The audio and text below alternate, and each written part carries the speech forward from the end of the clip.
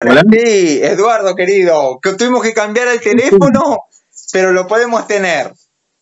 Bueno, estamos. Con Buenísimo, todo. gracias por aceptarnos, Eduardo. Venís de un viaje, estuviste viajando ayer, hoy estás con tus quilombos y acá te estamos jodiendo un poco. Ya estamos, la vamos a pasar lindo. Lo único, ya después de esta dificultad, no podemos hablar de tecnología, hablemos de otra cosa. Eduardo querido, a modo de introducción, ¿quién es Eduardo Ramírez? Mira, un apasionado de los autos. Ese es el comienzo de todo. Desde muy chico, por una cosa familiar, mi padre corría en rally y yo, digamos, desde los 5 años que venía al autódromo a acompañarlo y a ver carreras.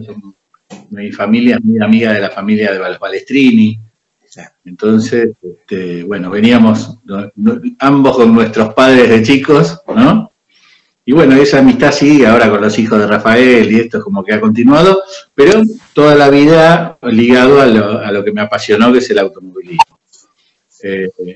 Y de alguna manera pude estar en todas las facetas, alguna época corriendo en karting, muy de joven, y corriendo en autos sport también.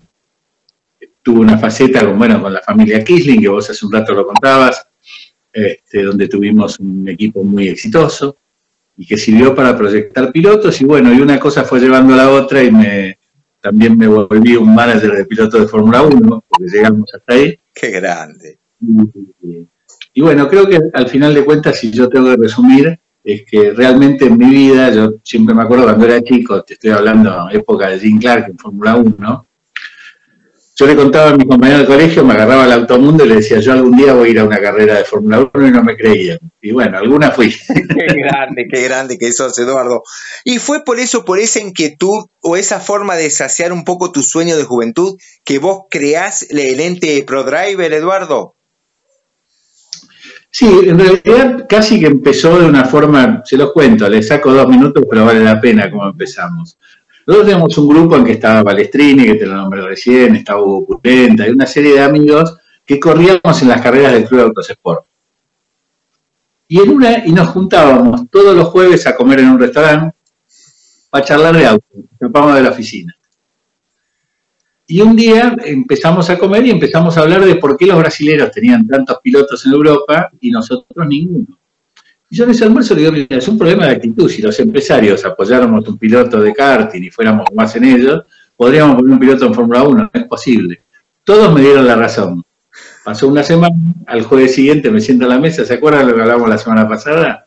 Bueno, compré un Fórmula Honda, le hablé a un Kisling, ahora nos falta un piloto. ¡Qué fantástico! Los sponsors somos nosotros, los de la mesa, y así empezamos, que los sponsors éramos los de la mesa, y hay una anécdota muy graciosa, porque ninguno de los que estaban en la mesa íbamos a ver las carreras de karting, no los conocíamos a los pilotos. Y Rafael Balestrini dice, hay un chico que anda muy bien en karting, que anda muy fuerte, muy jovencito, y yo lo conozco al papá. ¿Cómo se llama? Tuero. Bueno, tráelo el jueves que viene, ¿no? Y yo me acuerdo que viene en el jueves siguiente, y viene Esteban muy chiquito, era muy chiquito, menos de 15 años, con el papá, y me presentan una carpeta de que él quería correr en un Volkswagen Gazelle en turismo. Mirá vos. La muestra, yo cierro la carpeta y le digo, no, mire, nosotros nos juntamos acá, vamos a armar un equipo, lo contratamos a Kisling, y lo que queremos hacer es poner un piloto en Fórmula 1. El padre dijo, ¿cuánto hay que pagar? No, los gastos los pagamos nosotros, todo. O sea, necesitamos que venga con el equipo a correr.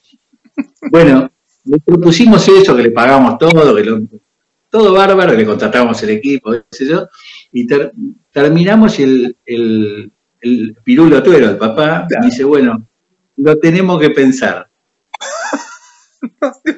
Bueno, ¿qué pasó?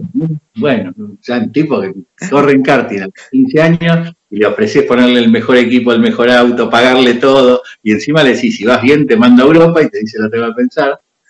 Bueno, después de la reunión, el papá de Tuero lo llama a Balestrini, que es el convocó. Y le dice, ¿en qué me hiciste meter? ¿En qué andan estos tipos? Pensaba que no entendía si era lavábamos plata. Meter al nene en ese lío. Y bueno, el nene al final ¡Qué grande! El proyecto ProDriver, que nombraste hace un rato, donde empezamos primero con un auto, que era ese Fórmula Honda del equipo que ganamos el campeonato con Esteban, ¿no? Se ganó todas las carreras del año. Espectacular, y bueno, eso le abre la puerta a empezar a ascender. Yo estaba con Guillermo King también en la Fórmula 3, que somos amigos de muchos años, bueno, ahí fue a la Fórmula 3 y de ahí a Europa. Y ese fue el comienzo de ese proyecto, que después lo tuvo en algún momento. Mirá los nenes que teníamos empezando, lo teníamos a Silva, Ledesma, Spataro. Claro, una camada de chicos terribles. Qué increíble. Y Eduardo, querido, ¿te sorprendió? ¿Cuál fue la cualidad más fuerte que vos notaste en Esteban cuando lo viste hacer la transición o cuando subió por primera vez a un auto de fórmula? Esteban tenía dos cosas. Siempre digo que un piloto que aspira a la Fórmula 1, una de las cosas que tiene que ser distinto. A nosotros nos gustaría que fuera más igual a los demás, pero los pilotos de Fórmula 1 son todos medio distintos, cuando uno los conoce y no se de cerca. Esteban era distinto, era una persona que lo primero que hay que mencionar es que tenía una capacidad de adaptación y un talento natural muy fácil, le salía fácil. Esteban se subía al auto y le salía fácil, o sea, a otros pilotos que hemos tenido le costaba un poco más de trabajo llegar y él se subía, salía de la cama, se despegaba la almohada, se subía al auto y hacía el tiempo. Tenía como un talento natural muy especial, y algo que también es importante, a pesar de que uno lo veía joven y gratuito y todo, tenía una calma muy especial en todo lo que hacía. Es una persona que, para ponerlo bien claro, tenía que clasificar en Monte Carlo en Fórmula 1 y se quedó dormido. O sea, yo hubiera estado sin dormir toda la noche. ¡Qué increíble! ¿Qué es esa anécdota donde a él lo lleva un carabinieri, un policía puede ser? O él se queda dormido, digamos, pues está tranquilo, ¿no? Y empieza a venir para el autódromo como podía. En el medio venía a fondo por arriba de la vereda, como es difícil, ¿no? Venía del lado de Niza. Y bueno, lo para un policía, lo quiere meter preso. Entonces, no me preguntes cómo, pero él no tenía teléfono en ese momento, y le pide el teléfono al policía, que no sé cómo se lo dio y lo convenció, bueno, no hablaba francés ni nada. Y el policía habla con Minardi, que le marcó él, y Minardi en francés le explicó al policía que era el piloto de Fórmula 1 que tenía que hacer. Entonces, lo tuvieron a la moto y lo trajeron. Hasta al lado del auto, en la moto de la policía, ya vestido y todo, y se subió al coche de uno a otro y salió a la pista con la tanda empezada. Qué grande, qué grande. Fue Esteban, para que los jovencitos que nos están mirando y tengan dimensión, Eduardo querido, obviamente vos lo sabes más que nadie. Dos pilotos en la historia clasificaron un Minardi en la posición 16 de largada. Uno fue Esteban y el otro fue ni más ni menos de Fernando Alonso. O sea, para que muestren la calidad de talento, ¿no? De lo que era, de lo que podía, o de lo que dio Esteban, porque es lo que nos dio. Eduardo, ¿por qué fuiste eligiendo vos las categorías que elegiste? Porque se cuestionaba mucho cuando Esteban no iba, por ejemplo, a una categoría un poco más top, o por qué tuvo que ir a Japón. ¿Eso fueron pasos estudiados o era lo que el presupuesto daba acorde a las categorías que iba dando en Europa? Mira, primero te voy a explicar algo, y que si alguno de los que nos está mirando tiene ganas de llegar a la Fórmula 1 un día, le voy a dar un consejo que es la base del camino ese. Hay que tener bien claro que lo bueno es el peor enemigo de lo mejor. Y te lo explico un poco más. Si vos tenés plata para correr en un buen equipo de Fórmula 2, anda al mejor de la Fórmula 3. Fantástico. Lo importante es ganar, no ascender de categoría. Entonces Esteban fue dando los pasos. Nosotros podíamos decir, bueno, Paco, teníamos presupuesto como para ir a la Fórmula 3A italiana, a un buen equipo. Bueno, vamos al mejor de la B y ganó el campeonato de la Fórmula 2000. Qué fantástico. ¿Y por qué? Entonces, a partir de ahí, cuando saltamos a la Fórmula 3, era porque teníamos plata para ir a la Fórmula 3000. Y bueno, se sentó en un auto del equipo RC y después en un auto que era Coloni, que era oficial de Alfa Romeo Autodelta. El único piloto que tenía oficial era un argentino en Italia, en la Fórmula 3 italiana. Pero bueno, siempre fuimos buscando tener lo mejor que podíamos conseguir. Después fuimos a la 3000 con el equipo Draco, ¿no? Un equipo bueno, no en su mejor año. Y nos encontramos en que, bueno, en aquel momento lo que era necesario para la superlicencia, había que tener puntos en una categoría como la Fórmula 3000 o la Nippon. Entonces, a pesar de que es muy duro, porque estar en Japón es muy duro, ¿no?, para los pilotos, tomamos la decisión de que en Japón podíamos acceder al mejor equipo, sacar los puntos e irnos. Lo que no tuvimos en cuenta cuando hicimos todo, esa gestión la hizo Flavio Briatore, que era un pedazo del contrato de Tubero. ¿Flavio Briatore? Tenía un... ¡Qué increíble! ¿De un contrato para Benetton? No, tenía el contrato de Esteban de piloto, era de Minardi y de Flavio Briatore. ¡Oh, qué grande!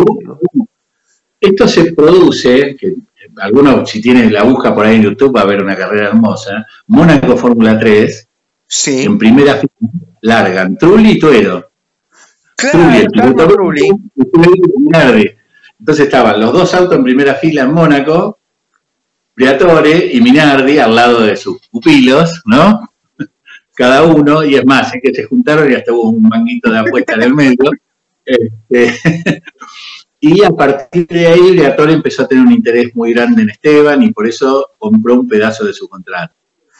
Eduardo, y permitiendo soñar un poco, ¿no? De Esteban, de haber continuado en la Fórmula 1, podemos decir que en el 2000, 2001 podría haber estado en Benetton. El programa era que hiciera un año más en Minardi, el 99, y tenía una opción para ir a Benetton, sí. Mira vos, bueno. También dependía de que se hiciera en el 99, por supuesto, ¿no? Claro. ¿Y cómo era, qué diferencia había en lo diferencial entre Minardi y Briatore, Eduardo?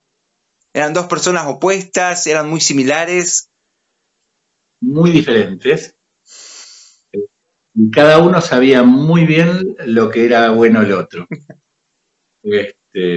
Briatore era un excelente, digamos, no solo manager, sino comercialmente un tipo brillante, que era el tipo que había elegido a Benetton para que le maneje sus intereses en Fórmula 1, que después él mismo se queda con el equipo y se convierte en Renault, ¿no? Cuando compra Ligier también, o sea, era una persona muy hábil para manejar los negocios dentro de la Fórmula 1. Y si a Giancarlo hay que reconocerle algo, que tenía el talento para elegir los pilotos, ¿no? Y que la diferencia decía Giancarlo, que muchas veces Giancarlo tendría que haber sido multimillonario como todos sus colegas, pero él a veces se enamoraba de algún piloto para tratar de subirlo a los autos y bueno, ha sacado Alonso, Fisichella, el propio Trulli de Benetton lo van al primer año a Minardi, Alonso su primer año en Fórmula 1 lo hace en Minardi, después entra. Esa sociedad de Minardi sacó muchos pilotos importantes. Ahora vamos a seguir con lo que era Esteban y la Fórmula 1. ¿Estuviste presente? ¿Estuviste vos no vinculado, pero estuviste cerca cuando prueba Alonso el Fórmula 1, el Minardi, Eduardo, o no? Sí, estaba, bueno, en ese momento nosotros, que te cuento un poquitito, él gana el campeonato de Fórmula Nissan. Claro. En 99, y cuyo premio era hacer un ensayo en el Fórmula 1, me parece que era Valencia, ¿sí? No te quiero mentir, pero creo que era en Valencia. Hacer un ensayo de Fórmula 1. Él, que su manager era Adrián Campo, que fue un gran amigo mío, ¿no? No está más, pero hemos hecho muchas cosas juntos con Adrián, que era su manager en ese momento, ¿no? El que lo llevaba. Minardi decide, teníamos en una de las pruebas que había, hacerlo probar en una prueba que había en Fiorano, que dé unas vueltas y verlo, y rápidamente estaban los tiempos de los pilotos titulares, etcétera. Entonces, de alguna manera, a partir de ahí, nosotros lo tuvimos durante un año, que tenía Marc Gené y Gastón Mazacán, eran los titulares del 2000, Alonso era el piloto de reserva, y lo teníamos en el VIP con un volante de mentira explicando a los sponsors nuestros cómo funcionaba un volante de Fórmula 1, ¿no? Entre otras cosas. Lo que único que te digo de Alonso desde el día 1 escolló. Claro, se mostró esa cuota de más, Eduardo. ¿Cómo fue cuando, hablando de lo que es marketing o publicidades, cuando llegaron a Japón y se encontró que estaba Fontana también en la Fórmula 3000 ahí? ¿Cómo eso podía repercutir negativamente en los intereses de Esteban o de llegar a la Fórmula 1? En aquel momento había una grieta, que era Fontana o Tuero, ¿no? Con dos equipos de manager distintos. En un lado estaba Felipe Magó y su gente, en otro lado estábamos nosotros, y bueno, todos estábamos pujando para llegar a la Fórmula 1, ya ahí estábamos los dos cerquita. Nosotros en realidad Norberto estaba ya firmado y afirmado dentro de la Fórmula Nippon, porque él ya tenía varios años de experiencia, y nosotros lo que hicimos fue hacer un contrato con el equipo, que lo manejó, con el equipo se llamaba Le Mans, lo manejó Flavio Briatore directo, y nuestra intención era sacar puntos y claro. Porque el resto del presupuesto, nosotros teníamos un presupuesto que si no hubiera sacado puntos corría todo el año en la Nippon. Pero si sacábamos un punto, cancelábamos el contrato y con el saldo hacíamos ensayos de Fórmula 1. ¿Qué fue lo que... Qué fantástico. ¿Cómo vivió Esteban? ¿Cómo trabajaste sobre la personalidad de Esteban el día de su debut en la Fórmula 1, Eduardo? Sí, quizás el punto más que el día del debut en carrera fue el primer día que se subió en Fórmula 1. Esto pasó casi un año y medio antes, ¿no? Que hizo su primer ensayo. Y la verdad que anduvo muy bien, se probaron 4 o 5... Hay un montón de filtros que la gente no se imagina, pero por ahí un día Minardi convocaba al campeón de Fórmula 3, me acuerdo que estaba Boldrini, estaban varios pilotos, y los probó a todos, le dijo, bueno, dan unas vueltas en el Fórmula 1, que hacía esa prueba de pilotos anual de Minardi. Y de ahí se quedaba uno solo, ¿no? Entonces, y la única verdad era el reloj y punto, ¿no? Qué fantástico. En un día Esteban anduvo bien al punto de que después que hicieron todos la tanda, a los demás le dijeron muchas gracias, a Esteban le dijeron quédate y vas a hacer unos cuantos kilómetros más con el auto. Porque anduvo bien y rápido, ¿no? Fue una de las pocas veces que realmente lo vi a Esteban la noche anterior, estaba un poco nervioso, porque era sentarse en un Fórmula 1 por primera vez, pesa el nombre, ¿no? Claro, claro que sí. Mira, acá te mandan una anécdota, Eduardo, y dicen, cuando debutó Tuerito en Imola hizo la pole. Vos correginos, Eduardo, cualquier cosa, ¿verdad? Este es un oyente que te está escuchando. Dice... No, no sabe ese. Y pensar que estuvo en el mismo lugar que el año anterior estuvo en la pole Ayrton Senna, la última vez que estuvo en vida. O sea, en Imola en la pole, en el 94 Ayrton y a Torito en el 95. ¿Qué? Es como hizo la pole, que ahí un poco es lo que contamos. Nosotros, el equipo que se armó para la Fórmula 3 y todo, Esteban llega con buen material. Es más, nosotros habíamos hecho algunos acuerdos con Pedrazzani y con esto para tener un buen material como corresponde. Es rarísimo en la Fórmula 3 italiana, y les cuento una anécdota de estas que no se conocen, bueno, ya prescribieron las cosas con el tiempo, que normalmente los pilotos tardaban 1 o 2 años en estar adelante. Nosotros mirando hay muchas cosas que ver. Uno se imagina que el manager es el que junta al sponsor y paga, pero hay que hacer todo un trabajo que va alrededor de eso. Y lo que habíamos visto, que no habían tipos que entraran a la Fórmula 3 italiana y descollaran de entrada. Yo me junto con Enzo Coloni, que es muy amigo, y bueno, de alguna manera nos quedaba claro que había que tener el motor del segundo o el tercer año, el del segundo año, porque el primero no te lo daban. No lo iban a tener. O sea, un poquito lo que pasaba a los preparadores, el primer año te daban un motor, estaba bien, pero el motor posta era el segundo año.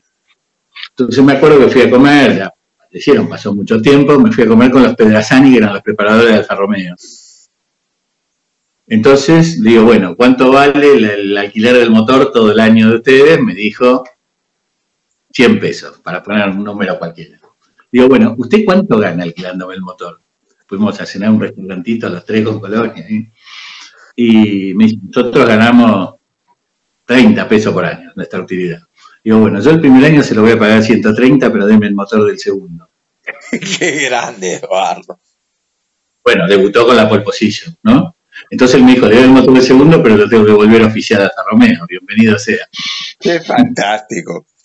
¿Cuántas anécdotas de un mundo que uno no conoce, que es muy, muy alejado? El tema que ustedes piensen, que siempre cuando hablan de Fórmula 1 y esto, que yo les tengo mucho respeto, o sea, en Fórmula 1 lo primero que tienen que entender es que hay buenos y buenísimos, no hay malos en Fórmula 1. El más malo de todo es muy superior a cualquier nivel local de cualquier país. Y el nivel, ustedes piensen que en la NBA, o sea, por ahí que nosotros dos se nos ocurre que queremos ser famosos en el mundo, vamos a la NBA que entran 600 tipos, participan. la Fórmula 1 son 20. Tenemos mucha chance nosotros dos, más chance de jugar en la NBA que de subirnos a Fórmula 1. Increíble. Entonces, eso hace que haya que trabajar en un embudo donde una decisión errónea te dejó permanentemente fuera, ¿no? Y se quedan afuera tipos muy buenos, ¿no?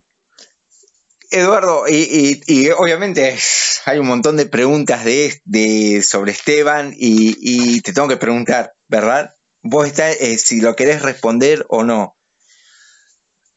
Vos, a ver, vamos a situarnos en el contexto. Vos estabas, no sé, calculo en Cariló o no sé dónde, él, y te llama Esteban y te dice, Eduardo, no quiero correr este año en Fórmula 1. ¿Qué hiciste? ¿Qué pasó por tu cabeza? No fue exactamente así. Esto es un poco distinto. Esteban teníamos firmados los contratos con el equipo y con los sponsors para que corriera en 1999 en Minardi. Claro. Ya estaban sellados, estaban terminando el auto. Él tenía un contrato que lo ponía muy específicamente como piloto número 1. Tenía la mayoría de los kilómetros de prueba y todo, estaba todo centrado alrededor de él. Entonces, él debería hacer todas las pruebas del auto previas, iba a ser el que más kilómetros hacía. Llega a estar el auto listo, lo convoca Minardi para ir a hacer la butaca del auto que está terminado, y Esteban dice que no quería ir, que no, que estaba de vacaciones con la familia, empieza como a esquivarle un poco el bulto. Y Carlos habla conmigo, y dice, mira, el ragazzo, le decía el ragazzo siempre, el ragazzo tuvo un final de año difícil, chocó en Japón, todo lo que pasó. Me dice, dejémosle unos días más. Me dice, yo tengo un mecánico que es igual a él y hago la butaca con el mecánico. Damos los detalles, ¿no? Ya hay una cabina con la gente que tengo. Bueno, cuando pasan esos días, que no me acuerdo, una semana o 10 días que le dimos de plazo, hablo con Esteban, le digo, mirá, tenemos que ir para allá. Y ahí es donde me dice que no quería correr más en Fórmula 1. Oh. Entonces, lo que hicimos fue viajar los dos. Claro. O sea, a dar la cara, Eduardo, lo agarraste y te lo llevaste para Italia. Fuimos para Italia, nos sentamos en la mesa allá con la gente del equipo, él planteó que no quería correr más en Fórmula 1. Me acuerdo de una mesa que estaba Gabriele Rummi, claro. Rummi el de fondo, que además es el Rummi, para el que no lo sepa, es el Rummi de las motos Rummi, es esta familia, ¿no? Ah, mirá vos, Eduardo, querido, no lo sabía eso. Estaba César Fiorio. Es director deportivo de Ferrari. Deportivo de Ferrari, bueno, yo con él trabajé 2 veces, una vez en Minardi y después me lo volví a encontrar en Prost, ¿no? Trabajamos un par de años juntos. Y bueno, viajamos los dos, para ubicarse la situación, teníamos $6 millones de contratos firmados. 6 palos verdes. Anticipo de fondos, con cosas, contratos de televisión, había una serie de problemitas que resolver que por eso ameritaba tomarse un avión los dos, ¿no? Y bueno, Esteban tomó la decisión de no seguir en Fórmula 1, es una decisión personal de él, la mantuvo, y bueno, a partir de ahí él quedó liberado de la reunión, y me quedé yo con Giancarlo Minardi a ver cómo arreglábamos los bailes. Que lo ¿no? Al de cuentas se pudo solucionar, porque se produjo algo que, bueno, para que lo entiendan un poco, a veces las cosas hacen que... En aquel momento Esteban tenía como un sponsor de los muy fuertes a Telecom. Claro. Y quería entrar en el equipo y tenía un fuerte sponsoreo de Telefónica, Marc Gené. Exacto. Era imposible que tuvieran Telecom y Telefónica. Al mismo tiempo, Luca Badoer, que estaba en Ferrari, piloto de prueba. Ferrari, después de 1000 años de tester, lo quería premiar que corriera un año en Fórmula 1. Entonces, una propuesta que estaba dando vuelta es que Badoer y Marc Gené quedaran en Minardi en Telefónica y Esteban se fuera con Telecom de tester a Ferrari, porque tenía Telecom Ferrari también. Estaba dando vuelta a esa posibilidad. En el momento que estábamos hablando nosotros teníamos la opción de decir que sí o que no, ¿no? Podíamos elegir ir allá o acá, trabábamos todo. Cuando Esteban se baja, libera la traba de Telecom, entonces, si se acuerdan, corrió Luca Badoer y Marc Gené con los autos de Telefónica en el 1991. Exactamente, Eduardo. Qué increíble. Y ahí fue cuando Esteban te dice que no y todo lo que pasó. Pero si tuviéramos que buscar, si es que lo hay, no quiere decir que lo haya, Eduardo querido, un quiebre en el amor de Esteban por la Fórmula 1, mientras cuando él estaba corriendo, ¿no?, en competencia, ¿cuándo pensás vos que se podría haber dado ese quiebre? ¿Qué carrera puntual o qué situación puntual habrá dicho Esteban? No, bueno, esto no es así como yo pensaba, o esto no quiero hacer más nada acá.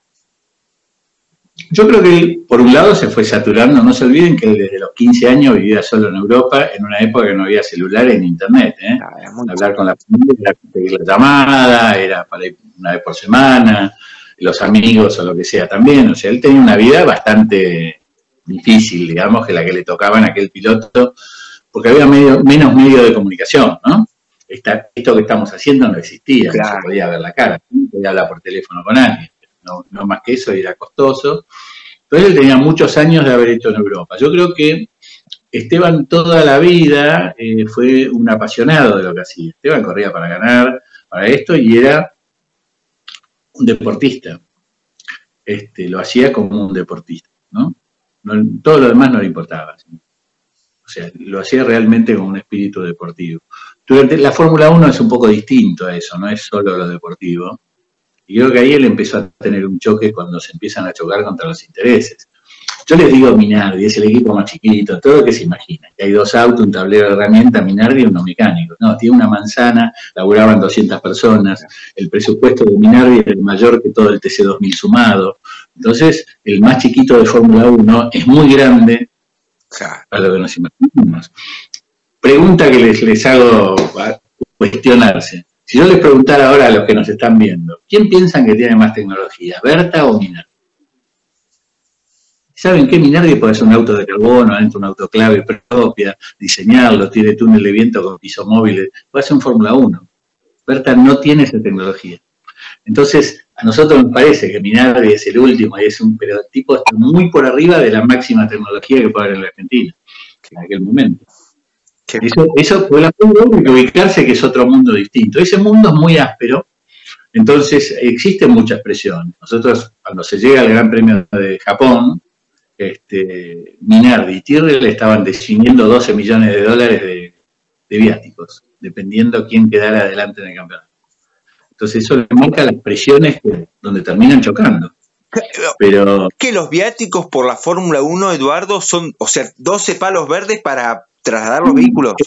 Los 12 son para el anteúltimo. El último no tiene el apoyo de viáticos. Entonces, esa carrera entre 2 equipos que no tienen puntos, sumando las posiciones, dependiendo cómo llegaran, se llevaba los 12 palos uno, los 12 palos el otro. A tal punto que los 12 se los terminó llevando Minardi y Tyrrell desapareció. Mirá vos, que es cuando se accidenta con Tora Takagi. Claro, ahí cuando él choca con Tora Takagi. O sea, ahí uno ve lo que son las presiones cuando se está adentro, aún en los equipos chiquitos. Estamos hablando de mucha plata. Claro. De muchos millones de dólares lo que cuesta la operación y las definiciones y los premios y los incentivos de lo que se reparte en la tele. O sea, en la Fórmula 1, uno dice, bueno, ganó fulano, mengano, sacó puntos. O sea, Esteban hubiera sacado puntos en Fórmula 1 con el puntaje actual. También están los intereses de dinero en función de las posiciones que ocupa y cómo va a repartir la FOCA o la federación a cada uno. Entonces lo que le quiero decir es que no es un ambiente fácil para un chico que tiene 18 años. Claro. Requiere un interés muy grande porque uno debe estar con el auto, con el ingeniero y con estos pequeños problemitas que si las cosas no funcionan bien, por ahí tiene 10 tipos que ganan muchos cientos de miles de dólares por año que se van a quedar sin laburo al final. Qué increíble. Entonces, ¿qué mundo? Eso entonces esto lo fue desgastando. Y me parece que después de Japón hizo un quiebre. Claro. Qué mundo que uno no está, pero lejos de conocerlo, ¿verdad? De todos esos tejes y manejes. Acá te piden, Eduardo, si nos podés contar la anécdota cuando en Mónaco, Nakano pidió que él quería terminar la carrera porque iba a ser el único japonés en la historia de terminar en ese entonces. Si nos podés contar la anécdota. Sí, se la puedo contar. La cosa fue así, digamos. Nosotros en Mónaco habíamos tenido una reunión previa. Piensen que en el medio se quedó dormido, llegó moto, o sea, estaba el clima, no era el óptimo, ¿no? Y tuvimos una reunión previa en que estaba el manager también de Nakano, y Nakano bueno, y lo que ellos habían planteado, por lo menos que hablaron después con Minardi, lo hablaron los pilotos, pero yo había hablado algo con el manager, era que ningún japonés había terminado la carrera de Mónaco. Entonces su único interés era terminar. Entonces, Minardi le dijo, largaban los dos en la última fila, o sea, no es que estaban, ¿no? Eran los dos últimos de la grilla. Entonces le dije, mira, hagamos lo siguiente. En la primera vuelta en Mónaco se arman embudos, ¿viste? Porque se empieza a frenar, entonces al que viene último tiene que frenar mucho antes. O sea, es una primera vuelta donde se pierde mucho tiempo y si uno no está tranquilo puede hacer una macana. Entonces le dijo, mira, hagamos una cosa. Dice, él quiere llegar, pero la primera vuelta le dice, pasa él, vos pasás su último adelante mío. Le dice, mira, yo voy a estar en el último, y después haces tu carrera. Y el otro llega. ¿Estábamos todos de acuerdo? Bueno, fue Esteban y lo partió en dos al japonés. Entonces, ¿se imaginan lo que era eso? Encima todos lo querían matar, estábamos todos, era una cosa así. Miramos los monitores en las boxes y lo vemos a Esteban que iba en una lancha para irse.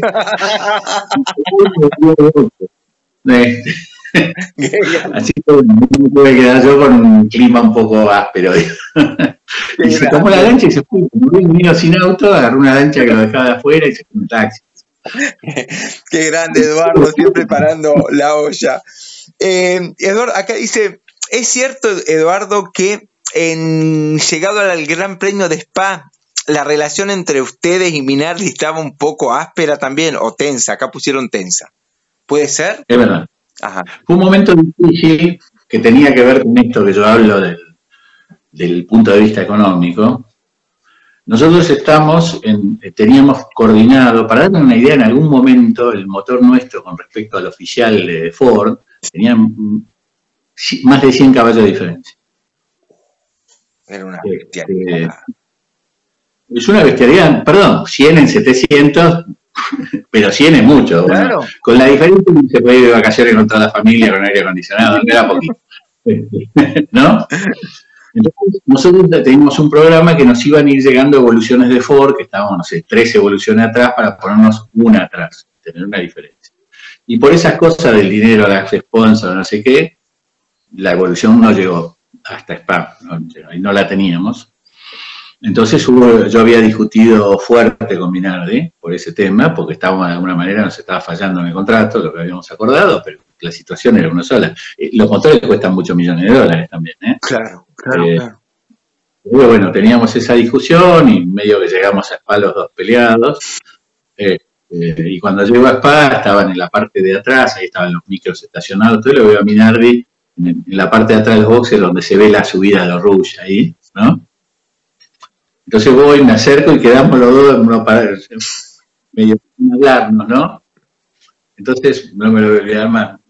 Me mira así, que está Rouge, y me dice, vamos a ver si llegan arriba.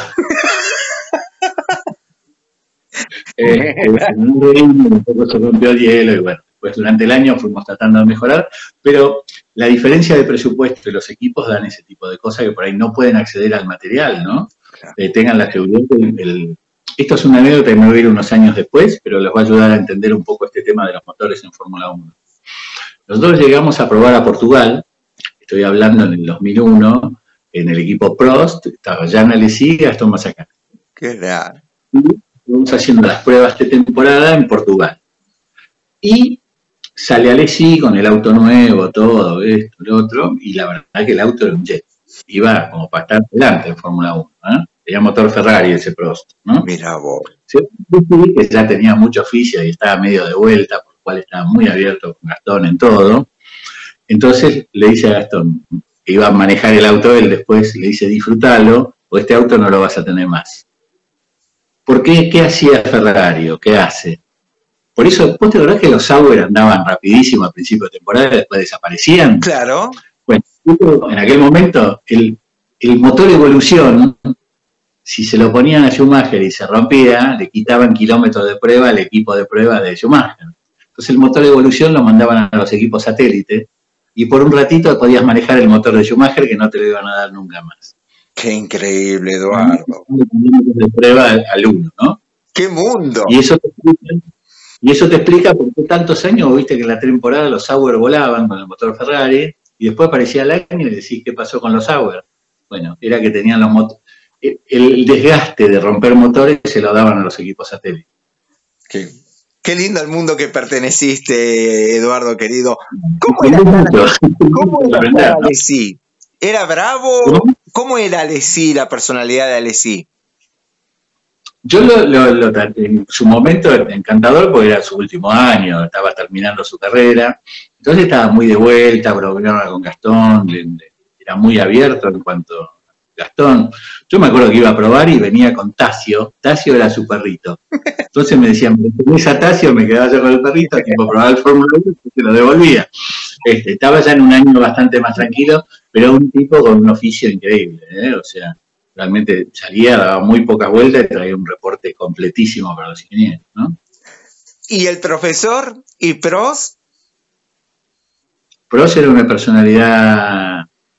Yo no tuve la relación con Prost. Tuvimos algunos roces y cosas por cómo terminó lo de Gastón, ¿no? Él era, digamos, ese año pasó que se fundió el equipo, se fundió el principal sponsor y ellos hicieron de todo para tratar de conseguir dinero.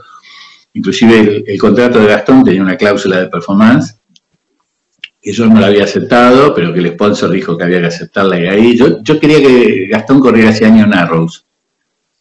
Mira vos. Probó el Arrows, no fue muy conocido, pero hizo test con Arrows. Y después el sponsor PCN, el presidente era francés de la PCN, se llama Jacques Clément, un francés, y el tipo dijo, solo ponemos la plata si van a Prost.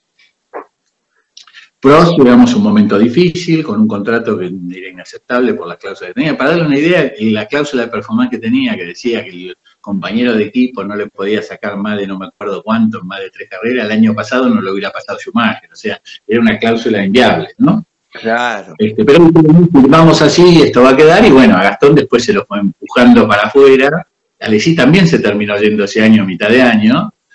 ¿Por qué? Porque tenían que subir tipos que paguen, a Burti, a esto, gente que les trajera dinero para sobrevivir, porque tenían serios problemas económicos. Prost era una personalidad muy especial, y les dejo algo para que cada uno opine. Yo no voy a opinar, pero les voy a contar alguna cosa. Yo la primera vez, bueno, que fuimos con Gastón a Prost a conocerlo, ya, o sea, firmamos todos los contratos por Pax en esa época, nos lo mandamos todo, y un día fui a sentarme con el señor Prost, que no me había sentado nunca, cuando empezábamos, y estaba yo Ávila del Prat, que era el que manejaba la parte deportiva, ¿se acuerdan? Que más saben, por ahí lo conocen de Benetton y otros personajes. Entonces, yo me dice, vení Galente, quiere conocer, y vamos a la oficina del señor Prost. En esa oficina no había cosas lo que uno hubiera esperado ver en una oficina de un campeón de Fórmula 1.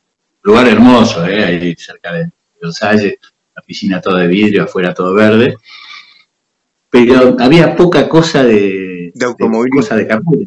Una oficina que por algún detalle podría haber sido la oficina de un abogado, ¿no? Salvo que tenía detrás de él un casco de Ayrton Senna.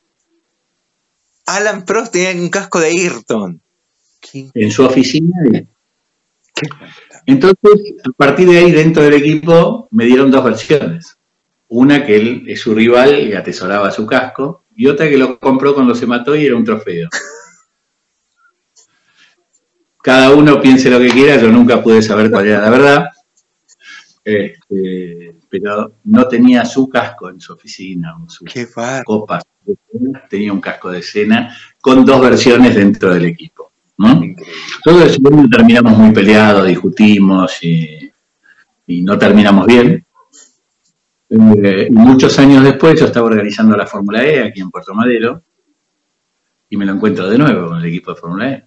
Nos encontramos en los boxes, digo, bueno, ¿te acordás de mí? Sí, el manager de Gastón, que esto, que lo otro. Empezamos a hablar. Y me dice, ¿no querés que comamos juntos? Y yo me encontré en una disyuntiva. Mandarla a miércoles, digamos, por todo lo que había hecho, o poder almorzar con Alain Prost.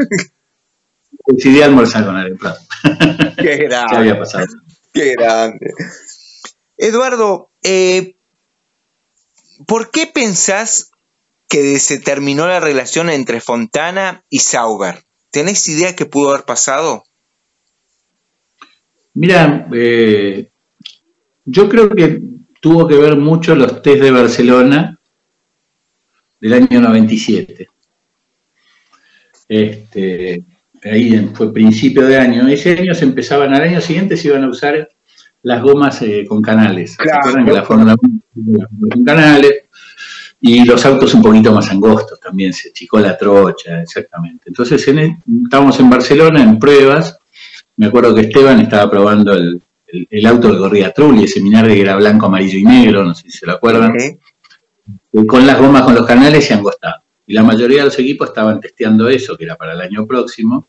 Y me acuerdo que Sauber estaba con uno de los autos con la configuración del año anterior, con goma slick y más ancho. Que lo tenía Norberto. Que estaba haciendo pruebas aerodinámicas. O sea, estaban haciendo otro tipo de pruebas, claro, ¿no? Entonces le decían, vos tenés que hacer todo el circuito a 2 por hora, como es una prueba aerodinámica. Y acá en la recta lo tenés que poner a determinada velocidad para que ellos miden la altura con los láser. Hacen una serie de cosas que tienen que ver con la eficiencia aerodinámica de los elementos. No sé exactamente cómo era la rutina, pero en general los equipos, cuando hacen pruebas aerodinámicas, les interesa solo algún sector del circuito, no todo, ¿no? O sea, no hay que hacer la vuelta a fondo, hay que hacer estos pedazos que queremos ver. Y no sé por qué a alguien se le ocurrió que si hacía una vuelta rápida quedaba con el 1. no. Me salió mal, le pegó una curva a una pared, rompió bastante el auto, y bueno, a partir de ahí creo que fue donde empezó el deterioro de la relación con Sauber, ¿no? Mirá vos, mirá esas primicias que nos contás, Eduardo. Tú puedes saber mejor Norberto, porque me parece que ahí empezó el quiebre, y no mucho tiempo después estaba Norberto tratando de entrar en Tyrrell, ¿no? Mirá qué increíble, qué increíble. Fontana había una pequeña puerta en Tyrrell también para él, digamos. Estuvo cerquita, ¿no? Después entró Rosset. Ricardo Rosset, qué bárbaro, qué fantástico, qué clase magistral de lo que es el interior de la Fórmula 1. Eduardo querido, Gastón Mazacane, y esto con todo respeto, porque la verdad yo no conozco y vos me podés mandar a la mierda inclusive. ¿Llega a la Fórmula 1 por una cuestión de vacío que deja Esteban o llega por mérito propio? No, en el medio hubo un año. Claro.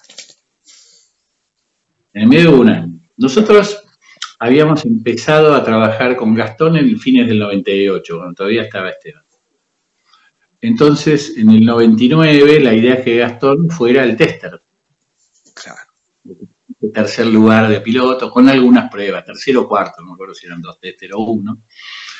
Y nosotros deberíamos trabajar con Giancarlo, que lo estuvimos observando mucho en la Fórmula 3000, que Gastón iba rápido, era de los rápidos, pero tenía un índice de error más allá de lo aceptable en Fórmula 1. Los pilotos de Fórmula 1 se tienen que equivocar poco.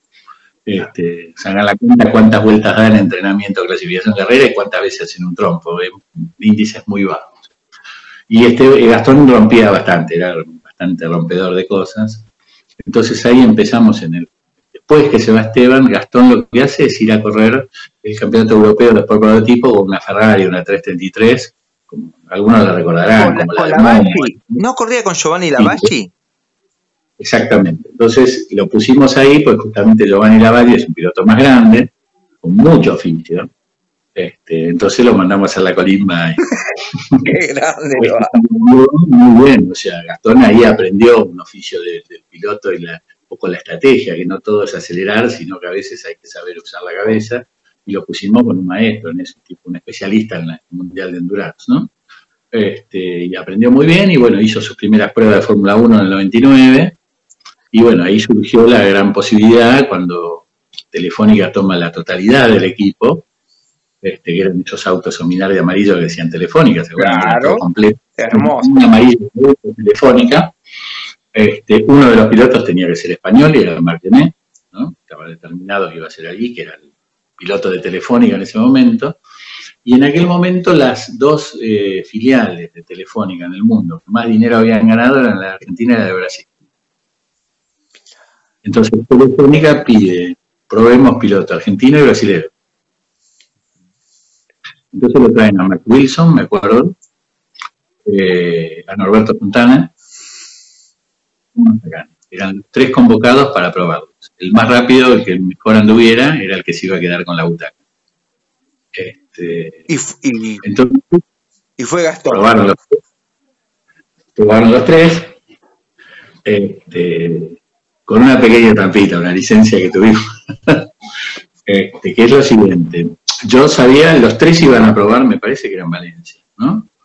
Se fue en Valencia, donde probaba Wilson, Fontana y Coso. Se tomaba lo mejor que hubiera hecho el equipo en ese lugar, o sea, el mejor registro marcado probando ahí, y lo comparaban con lo mejor que hiciera cada piloto. Esa era la forma de decidir, ¿no? Contra lo mejor hecho por el auto, lo mejor que pudiera, a ver a cuánto estaba cada uno de los pilotos.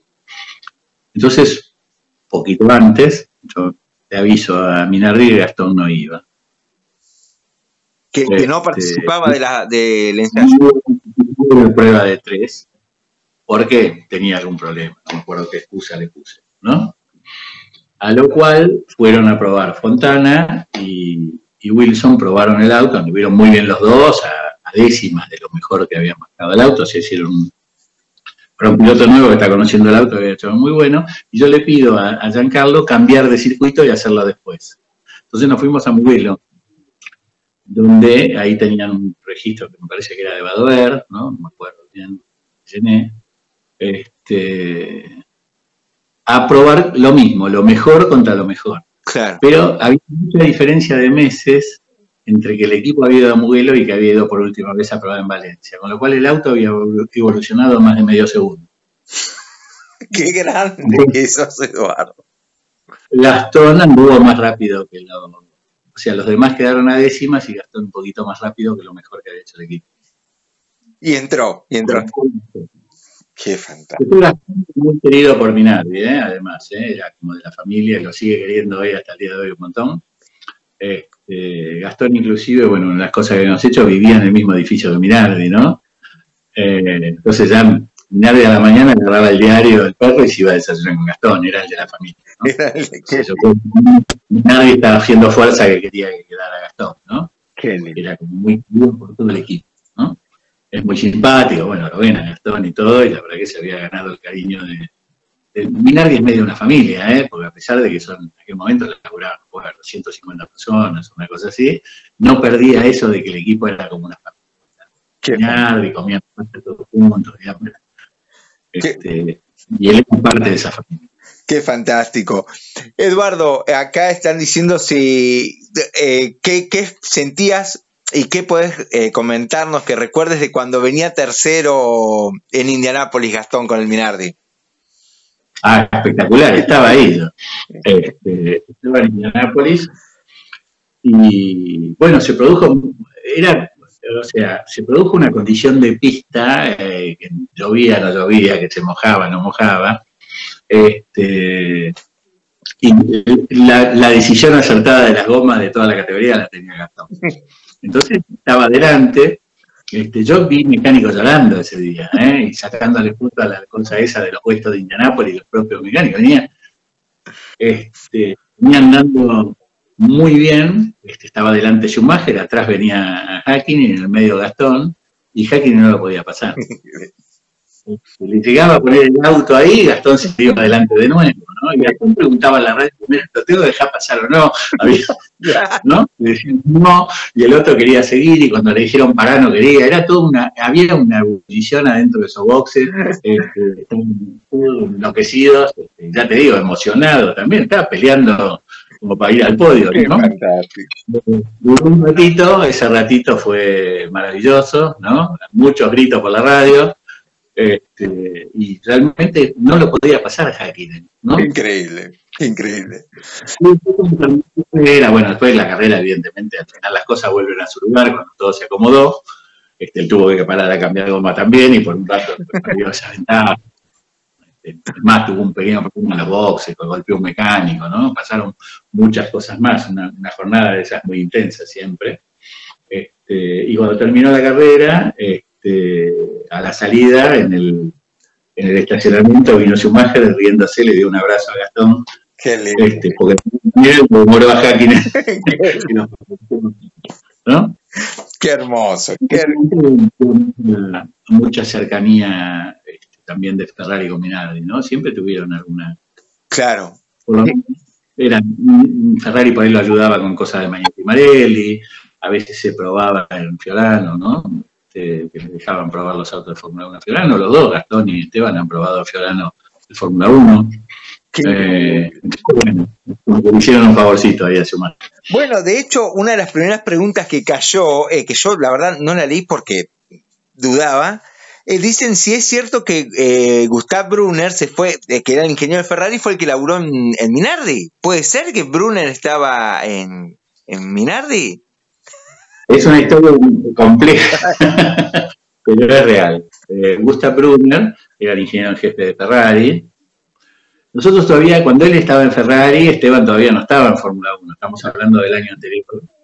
Y Brunner toma la decisión de renunciar en Ferrari e irse a trabajar a Milán. En ese momento nosotros estábamos presentando la superlicencia de Esteban, y entonces cuando los equipos, no es el procedimiento actual, Ferrari le pone una bolilla negra para darle la superlicencia por la osadía que tenía Minardi en afanarle al ingeniero Ferrari, ¿entendés? Era la hormiga estrangulando al elefante, ¿no? Cosa que no podía creer, hubiera mandado a hacer eso, y la realidad era otra. Pero eso me llevó a que la realidad es que Brunner se había enamorado de una chica de Faenza y decidió dejar Ferrari y venirse a vivir con la chica de Faenza y trabajar en Minardi. O sea, era un problema de polleras, ¿no? De que lo había tenido un ingeniero. Pero en la votación, Esteban tenía bolilla negra y no le iban a dar la superlicencia, teníamos los contratos firmados. Claro. Entonces, conociendo todo esto, me dice Eduardo, hay que hablar con Eccleston. Me dice, mira, hay que hablar con Eccleston y explicarle la situación, que es el único que puede hacer que esto se dé vuelta, pues ya la votación estaba cerrada, no se vota 2 veces, ¿no? Se acabó, que ir un año después. Claro. Entonces, es mejor quizás que yo te arme una reunión a vos con él, que yo mismo va a pensar que es un tema de intereses, entonces fui a verlo al señor Eccleston a explicarle este problema, se rió, ¿no? Es un personaje da para un programa entero charlando de él, una reunión corta, pero entonces en ese momento agarró el teléfono para ver lo que es el poder, ¿no? En 2 minutos llamó, dijo, bueno, en esta votación nos fijamos y el equipo tierra, no me acuerdo cuál, votó 7 segundos tarde después, con lo cual la vamos a anular y votamos de nuevo y Ferrari te va a estar bien, vayan tranquilos que van a correr en Fórmula 1. Eso es el resumen, ¿no? Que después si alguno tiene ganas de googlear y divertirse, el tipo tiene o sea, uno sale de la oficina de Eccleston, ¿no? Un tipo que dicen ser amigo de Eccleston, porque a uno se lo hace creer, o sea, la forma es tan amable, tan una persona, evidentemente, bueno, es el uno en este negocio, pero uno se va con la sensación de que me hice amigo de Eccleston, ¿no? Él tiene una costumbre, que es que cuando uno termina la reunión, baja con uno y le da la mano en la vereda, lo acompaña hasta la calle y después vuelve a entrar. Eso lo hace siempre. Hasta que una vez lo estaban esperando para robarle el reloj. Esto, para dar una idea, debe costar como tu casa y la mía sumada. Pero lo esperaron, le dieron una paliza y le sacaron el reloj. Nunca más. Ahora, cualquier persona normal como vos, como yo, ¿qué hubiera hecho? Sube, llama a la policía, a la ambulancia, no sé, lo que sea, ¿no? Ante una circunstancia tan violenta, ¿no? Subió a la oficina y lo llamó al que fabricaba los relojes. Le dijo, me acabo de sacar una foto con toda la cara rota, hagamos una publicidad, lo que la gente hace para tenerlo, y le sacó $200.000. Busquen la publicidad, la van a encontrar a Eccleston todo con la cara rota. Eso te indica que tiene un cambio más que todos nosotros, ¿no? Qué increíble. Eduardo, querido, te vamos a robar 8 minutos más y te liberamos. Acá te preguntan, ¿no? Uno de nuestros oyentes, si no hay ningún, o sea, una vez que tienen, en el caso de Esteban, firmado el contrato, ¿no te pueden obligar sí o sí a que lo corra, a cumplirlo? O sea, ¿no hay ningún artilugio legal que te obligue a decir, bueno, no, vos firmaste, tenés que subirte? ¿Cómo se maneja eso? Es una buena pregunta porque tiene 2 respuestas. Hoy sí no podés bajarte. Claro. Y antes no se podía. ¿Por qué? A ver si lo puedo explicar bien. Si yo mañana hago un cohete en mi casa, ¿no? Y firmo un contrato con vos que lo vas a manejar el cohete. Vos llegás a la puerta del cohete y decís, mira, Eduardo, yo no me subo. Yo podré demandarte, sacarte plata. Lo que no puedo hacer es obligarte a subir, a exponer tu vida a través de un contrato que firmas. Entonces, la ley marca que vos el contrato te puedo demandar después, porque me hiciste hacer el cohete y no lo usé, lo que vos quieras. Pero lo que no puedo hacer es obligarte a subir. Fantástico. Si vos no. Eso era la legislación allá en Europa y la que marcaba los contratos de Fórmula 1 en aquel momento. A partir de ahí aparece una cláusula nueva en los contratos de todos los pilotos de Fórmula 1 que renuncian a la capacidad de bajarse alegando no me quiero subir, ¿no? Esa cláusula que está hoy en todos los contratos de Fórmula 1 se llama cláusula Tuero. No, ¿en serio? ¡Qué gran! Cláusula Tuero, o sea, no podés renunciar a tu derecho de ver. No puedo ir a Fórmula 1 y decir, no sé, me da miedo, no me quiero subir. A eso no podés renunciar. O sea, eso te habilita que te destrocen. Si vos te seguís negando, te van a destruir legalmente. Pero no es que digan, no hay una herramienta legal que no me permita que te exponga. Vos cuando firmaste sabías que era peligroso y renunciás a decir que no te querés subir. Eso es la cláusula que tienen todos los contratos de Fórmula 1 desde aquel tiempo. Fantástico. Y qué hermoso tenerte hoy acá, Eduardo, de todo lo que nos fuimos enterando. Tantas preguntas. Eduardo, vamos a ir al caso Pechito López. Vos estuviste vinculado a la carrera deportiva de él en Europa, ¿verdad? De Pechito López. Muy del principio. Cuando él va a Europa en karting, si alguno tiene tiempo y ganas de mirar, va a ver que tenía un saquito que decía Minardi. Cuando era chiquito, cuando va a correr un máster, creo que va... Él tenía su saco que decía Minardi. Y era como un piloto Minardi de karting, porque Giancarlo ya desde el karting lo tenía interesado sobre él, digamos. Fue a Europa, lo vio y le gustó. Entonces, a partir de ahí tuvimos alguna ligazón. Él después va a la Fórmula Renault con el proyecto que habían hecho también de PCN, pero no con nosotros. Y siempre, de alguna manera, cuando estuvo en la Fórmula 3000 o en el GP2, estuvimos cerca de él, de la familia, lo ayudé con conseguir sponsor y a tratar de armar su carrera. Digamos, todo esto sucedió hasta toda la etapa que estuvo en Renault. Claro. Cuando él vuelve, ahí ya medio que nos desvinculamos, ¿no? Claro, que él fue piloto de pruebas de Renault. Estuvo a punto cerca de debutar y no, lamentablemente no se pudo dar. Más de 3.000 kilómetros sobre Fórmula 1, ¿no? Mira vos, qué increíble. Qué increíble. También, pero bueno, la Fórmula 1 2 más 2 no es 4, hay veces que da otro número. Qué bárbaro. Y ahí se le cerraron, porque después tuvo la opción más fuerte que él tuvo de correr en Fórmula 1 fue creo que era con el HRT, que tampoco se da por un tema económico. La opción más fuerte, la siguiente opción que tiene, es con el equipo que se llama USF1, USF1, que era un equipo norteamericano. Esa gestión yo no participé con el USF1, hasta que en un momento del Automóvil Club, nosotros teníamos el año anterior, por algún memorial se ocurre, habíamos hecho un equipo para el Mundial de GT del Automóvil Club Argentino con Ferrari. Sí, que estuvo Esteban. Que estuvo Esteban, Gastón, Martín Basso y Pechito. Exacto, sí. Ese campeonato, que ese equipo sí lo dirigía yo en aquel momento, ¿no? Fue una linda experiencia hacer un Mundial de GT en un equipo Ferrari semioficial, ¿no? Entonces, le faltaba sponsor en esta gestión, la hacía Felipe Magora, el que manejó un poco la gestión esta, y había una falta de sponsor y me llaman del Automóvil Club diciendo, bueno, se cancela el proyecto del Mundial de GT, que nosotros teníamos un preconvenio para correr una Maserati, como las Vitafón, esas, va a haber una Maserati del ACA. Entonces me dicen, no va porque vamos a canalizar todos los fondos y vamos a tratar, nos tenés que ayudar a que los sponsors vayan al USF1.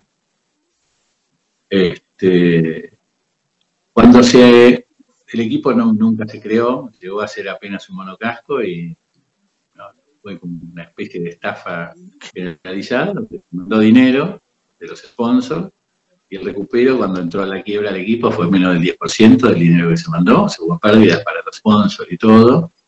Y fue una estafa, cuando estaban acá anunciándolo en la casa de gobierno que iba a correr Pechito en el USF1, yo ya en ese momento tenía información de que el equipo tenía las puertas cerradas y que la gente estaba en la casa.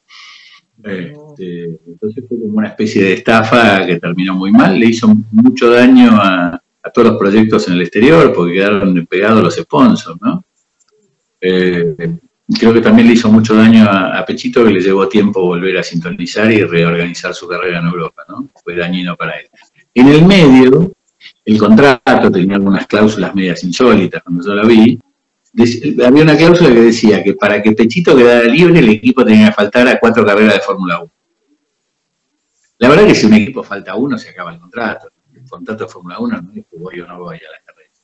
Era una cláusula muy extraña, lo que hacía pensar que en algún momento se iban a borrar. Ellos sabían que podían llegar a no correr. Lo que pasa es que Pechito, a pesar de que el equipo no arrancó y que se cayó, no estaba libre contractualmente. Entonces el propio equipo le ofrece al equipo español, ¿no? Decirle, mira, yo tengo un piloto que tiene algo de plata que todavía falta cobrar, te cedo el contrato, y ahí se armó esa reunión intentando ir a España, ¿no? Qué va. Que no se concretó. Pero bueno, ahí ya era una cosa que la verdad que no fue bien manejada desde acá, y creo que hubo mala intención desde afuera, ¿no? Qué increíble. Eduardo, últimas 3 preguntas. La primera es en relación a Pechito. Ya que él tuvo un cierto acercamiento hacia Minardi cuando era jovencito, ¿no? ¿Tuvo la posibilidad de acercarse nuevamente estando ahí cuando estaba en Renault, para quizás correr con ellos? Mira, hay una decisión que nos va a quedar en la cabeza a todos, que se tomó en algún momento, y que yo también participé con el papá y todos, donde él tenía que seleccionar, y piensen que hubiera hecho ustedes, había una oferta concreta, digamos, hecha para que corra en Minardi. Él tuvo la posibilidad de correr en Fórmula 1. Tenía una oferta de correr en el Minardi. O ser el tester de Renault en el auto campeón del mundo.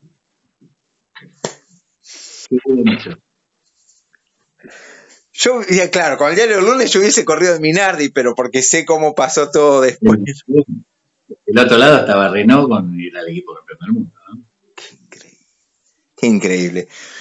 Yo conservo todavía, tengo los papeles y los contratos y los dibujos y las propuestas comerciales con Pechito López corriendo Minardi, ¿no? Me lo guardé. Mira vos, Eduardo.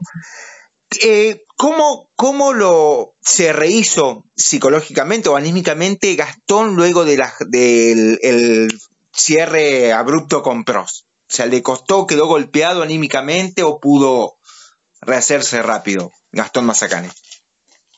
No, tanto Gastón como en su momento Pechito, cuando pasaron estas cosas y eso, son impactos que no son fáciles de superar. Que llevan tiempo y que requieren mucha madurez, que a veces la juventud no la tiene para eso, pero que son impactos duros. O sea, piensen que ustedes desde muy chicos trabajaron toda la vida para algo y de repente ese algo se desvanece. Esto también, yo lo pienso, por ejemplo, no solo estos dos, también un Norberto Fontana, que estaba entrenando en un gimnasio para subirse a un Tyrrell, y un día le dijeron, mira, firmó otro contrato. Se tuvo que volver a Inglaterra, a pocos kilómetros del equipo, y le habían dicho todo bárbaro, y firmaron con otro. O un Gastón, que en mitad de la temporada le dijimos, te vamos a aplicar esta cláusula, te quedaste a pie y va a subir cualquiera. Son momentos difíciles, o el mismo Pechito, cuando llegó su momento en que Renault le dice, mira, el nuevo presidente de Renault brasileño, así que a vos te salís del programa Fórmula 1, te vamos a mandar un año más de GP2, y viene el hijo de Piquet. Claro. Que ahí él decide, me vuelvo, porque al final él tenía una oferta para quedar corriendo Fórmula 2, GP2, pero dice, no, si me sacaron ya del programa y esto, me vuelvo. Y son momentos que son difíciles de superar, porque uno no es que lo que puede pasar es que, bueno, en vez de correr en TC, corro en TC2000, en vez de el otro, me peleo con un equipo y voy allá. Es un proyecto de vida que se cambia. Claro. Entonces, bueno, son golpes duros, ¿no? Ahora sí, Eduardo querido, es la última y es para vos. ¿Cuál es tu presente? ¿A qué te dedicas? O bueno, ¿cuál es tu actividad presente si es que ya no te dedicas más a ningún interés de la Fórmula 1? Bueno, les cuento primero qué estoy haciendo ahora o qué hago. Ven que acá hay una foto de Fangio por ahí atrás y una serie de cosas. Bueno, esta es mi oficina en el Autódromo de Buenos Aires. Qué lindo. Estamos hablando de... que tengo aquí en mi oficina, en el autódromo, y estamos trabajando como una especie de productora asociada al autódromo, mejorándolo y levantándolo y poniéndolo en valor, de la parte de producción, donde estamos produciendo entre el 70 y el 80% de toda la actividad del Autódromo de Buenos Aires hoy, ¿no? Para darle una idea, de acá a diciembre tenemos actividad plena, no hay ningún fin de semana sin carrera, y la mayoría de las semanas tenemos 6 días de actividad en el autódromo, ¿no? Y hacemos locuras lindas. Hace poquito presentamos lo que se llama una race van, por ejemplo, que es una van de 6 asientos que va con un TC2000 y te llevan mirando por pantallas adentro como si fuera un avión. Es una experiencia o tenemos, no sé, un tour histórico, o paseos en Ferrari, o bueno, y mucha actividad de escuelas de pilotos, de manejo, de motos, de autos, track day, tenemos track night, se puede venir a girar de noche, o sea, estamos haciendo una actividad enorme en un trabajo que hoy estoy concentrado en el Autódromo de Buenos Aires, que lo queremos, que es nuestro Teatro Colón, y quiero que vuelva a hacerlo en todo su esplendor, ¿no? Qué hermoso, Eduardo. Algún día me gustaría llevar a los chicos o ir a hacer un recorrido, sería muy, pero muy lindo. Miren, hoy en el Autódromo de Buenos Aires, les voy a contar lo que no se ve, y le saco un segundo más y no quiero abusar del tiempo de ustedes. No, por favor. El centro de entrenamiento que tiene acá de pilotos, el autódromo, que es con la asociación de volantes, tiene simuladores con carga G en el cuello, tiene todas las máquinas de entrenamiento de Tecnogym italianas, que son las que usan en Fórmula 1, tiene el único simulador de karting que reproduce todas las reacciones, tiene gabinetes de psicólogos, deportólogos, nutricionistas que trabajan con los pilotos jóvenes en crear lo que hay que tener hoy, que es un físico, mente y todo de un atleta. Y bueno, es el centro que tiene el Autódromo de Buenos Aires para eso, es el más avanzado de América Latina. O sepan que tenemos, por ejemplo, el race control del autódromo. Un día que vengas te invito a recorrer todo y vemos lo que no se ve y después le filmamos algo para lo que nos vemos. Tiene 32 cámaras de alta definición que se manejan con un joystick, que los comisarios pueden ver todos los lugares de todas las carreras de toda forma, similar a que tiene Barcelona de Fórmula 1. ¡Qué fantástico! Tenemos ahora, empieza el mes que viene arrancamos, generamos en el helipuerto, vieron que había un helipuerto al lado de la confitería, bueno, ahora tiene una posibilidad, una explanada enorme, tiene un hangar para 11 helicópteros, y va a tener el autódromo su escuela de vuelo en helicóptero que van a poder venir a aprender acá al autódromo. ¡Ah, bueno! Bueno, tenemos una pista de motocross homologada, estamos trabajando en una pista de 4x4 para hacer experiencia de 4x4, está el millet, está el karting, se va a volver una especie de Disneylandia de lo que nos gusta la gente. Estamos trabajando en eso, y está muy lindo el autódromo, porque la confitería está totalmente renovada, hay un café en la mitad de los boxes, hay un pedazo que se llama Zócalo Comercial donde está Toyota, la gomería está equipada nueva de última generación, la escuela de pilotos también está muy linda con fórmulas nuevas, y el lugar muy lindo. Y bueno, estamos trabajando, ojalá que prontito venga el pavimento también y lo tengamos en grado 1, ¿no? ¿Todo generándolo vos o vos como la columna vertebral? De alguna manera, me llamaron para venir a apoyar este trabajo. Y lo hago con gusto porque estoy en mi casa, es lo que más me encanta estar acá. Y bueno, y casi que se volvió un club de amigos, todos los días estamos juntándonos con gente y estamos recibiendo mucho apoyo para hacer cosas nuevas. Pero tribunas con todas las butaquitas de plástico, los baños puestos a nuevo. Hoy el autódromo está muy lindo y comparado con lo que va a ser en poco tiempo está feo. Qué lindo, fantástico. Eduardo, querido, ahora sí, te robo con la última y ya estamos.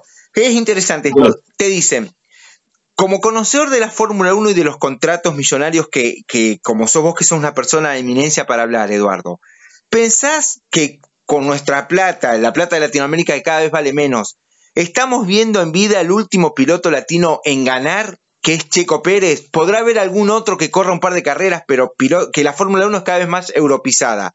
¿El último piloto latino en ganar será Checo y no habrá otro? ¿Pensás que puede ser así? No, la verdad que no. Digo por qué. ¿Se acuerdan lo que dijimos cuando empezamos la charla? Que una de las condiciones, o sea, para andar en Fórmula 1, uno tiene que ser un atleta, tiene que manejar como Verstappen, tiene que tener un conocimiento técnico muy grande. Perdón, te cuento un detalle para que lo sepan. La última radio que hubo en Fórmula 1 en italiana fue la de Tuero en el 98. La FIA lo prohibió, a partir de ahí todas las radios son en inglés, hasta Ferrari o los franceses hablan todo en inglés. Tiene que saber hablar y escribir muy bien en inglés. Tiene que hacer programas que son muy complicados, de economía mental, de concentración y eso, con cosas que son muy interesantes, pero es para otra charla. Y tiene que ser distinto. ¿Por qué? Es lo que dije al principio de la charla. ¿Por qué tiene que ser una persona distinta? Porque si es un piloto que tiene todo eso y es un igual más, yo pondría un norteamericano, un inglés, por la magnitud del mercado. Voy a vender mis productos mejor en esos países que en los países satélites. Porque, digamos, vamos a ser claros, yo vendo Mercedes-Benz. ¿Quiero un argentino o quiero un norteamericano? Sí, norteamericano. ¿Quiero un alemán o quiero un francés? ¿Dónde vendo más Mercedes? Claro. Entonces, los que ponen la plata pesan, no podemos pensar que son ingenuos. O sea, no vamos a... Ahora, si ese piloto es distinto, tiene características especiales, es un tipo que me puede redituar de otra manera, y capaz que si es marciano lo subo igual. No me interesa el país. Entonces, yo creo que las puertas no están cerradas. Hoy lo que cambió es la forma de llegar a la Fórmula 1 y cómo debería llegar un piloto argentino. Claro. Si hoy me dijeras quién tiene ese toquecito que es distinto, es Colapinto. Qué grande. Colapinto es distinto. Entonces, a partir de ahí, no se olviden, porque tampoco vamos a meterle una presión enorme, es que hay 600 en la NBA y 20 en la Fórmula 1. Encima de esos 20 se liberan 1 o 2 por año, tampoco es que se van los 20 todos los años, ¿no? Entonces, él yo creo que está en el camino correcto, que está haciendo las cosas bien. Y les doy un detalle, por ahí los que les gusta más son más analíticos, que es un poco el trabajo mío en algunas cosas de estas. Él anduvo muy bien en la Fórmula 4, ganó el campeonato, también fue a Nueva Zelanda, fue el Rookie del Año, ganó en la Fórmula 3, se subió al Fórmula 3 que corre en la Fórmula 1 y hizo la pole en la primera carrera, y hizo 3 podios, y el tipo está ahí adelante, debutando él y el equipo. Eso significa, porque hay un grupo, yo agarro a los pilotos de Fórmula 4 y son todos descerebrados que van a fondo, esa es la verdad. No le aflojan nunca, terminan en la tribuna, o sea, son lo que tiene la juventud. En el medio de eso, a él lo invitaron a ir a Le Mans, porque faltó un piloto y fue él en el MP2. Punteó como 6 horas en Le Mans. Mostró que además de andar rápido, piensa. Eso lo pone distinto. Entonces hoy, de alguna manera, estoy ayudándolo un poquitito, a él, a la familia. Pues, en lo que pueda, saben que cuenta conmigo y estoy ahí trabajando con ellos todo el tiempo. Hoy hay interés sobre Colapinto y lo están mirando más de un equipo de Fórmula 1. ¡Qué grande! Perdón. Hay que ir a Japón, hicimos 3 cuadras, pero para el lado de Japón, ¿me entienden, no? Ya, piano, y va lontano. ¡Qué grande, qué grande! Eduardo, ha sido un inmenso placer. Yo te prometo que te voy a caer dentro de 15 días en el autódromo y vamos a dar una charla y una recorrida. Gracias de todo corazón por esta hora, y mira, ahora hay casi 20 y van a ser 45 minutos. Gracias, y perdón que te robamos tanto tiempo. Te espero un día, eso va a ser un gusto recibirte.